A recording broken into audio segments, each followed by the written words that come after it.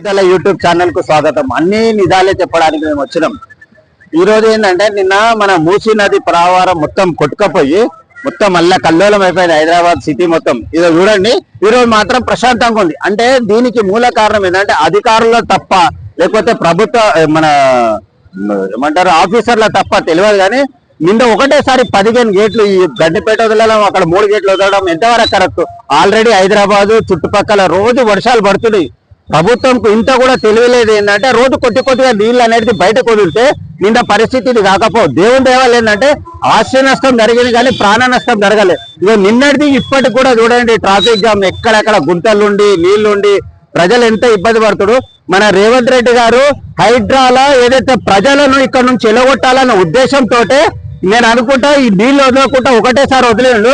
ఇప్పుడు ఏమైపోతుందంటే మూసి పారివారిక ప్రాంతంలో ఎవరైతే ప్రజలు ఉండరు వాళ్ళరే మనం ఫ్యూచర్ లో కూడా మనకు ప్రాబ్లం అయిపోతుంది, మనం కాల్ చేసి వెళ్ళిపోవాలనేది వాళ్ళకు ఒక ఆలోచన రావాలని హైడ్రా కమిషనర్ గారు రేవంత్ రెడ్డి గారు ఆడిన నాటకం లేక వింత నాటకం లేకనే ఇది అనిపిస్తుంది. అయ్యా రేవంత్ రెడ్డి గారు, మీరు ప్రజలకు మంచి చేయకుండా పర్వాలేదు కానీ ప్రజలను మాత్రం చెడు చేయకండి. మీరు ఏది కూడా మీరు వచ్చినప్పటి నుంచి అన్ని ప్రజలకు ఇబ్బంది కలుగుతుంది. చూడండి ఎంత ప్రాబ్లం అవుతుంది. అక్కడ చూడండి, అక్కడ గుడిసెలు కూడా అన్ని కొట్టుకపోయినాయి. ఇక్కడైతే మేము ఈ రోజు వచ్చినాం, ఇక్కడ ఉంది. అక్కడ మళ్ళీ నాగోల్ సైడ్, ఇది ముత్రంబాగ్ సైడ్ అయితే అక్కడ పోలీసలే అక్కడ ఒక బ్రిడ్జ్ కడుతున్నారు, కొత్త బ్రిడ్జ్. మళ్ళీ కూడా పనులు అక్కడ మాత్రం పైనుంచి నీళ్లు పోతుంది, ప్రజలకు చాలా ఇబ్బంది కలుగుతుంది. ఇకనైనా రేవంత్ రెడ్డి గారు ముందు ఏదైతే వాతావరణ శాఖ వారు మీకు ఖచ్చితంగా కూడా హెచ్చరించిండొచ్చు, రాబోయే 3-4 రోజులల్లో వర్షాలు పడితే జర జాగ్రత్తగా ఉండాలని. మీరు పేపర్లలో స్టేట్మెంట్ మీరు ఇస్తారు, అధికారులు మీకు ఇన్ఫర్మేషన్ ఇవ్వకుండా వచ్చా ఏంది ఇది?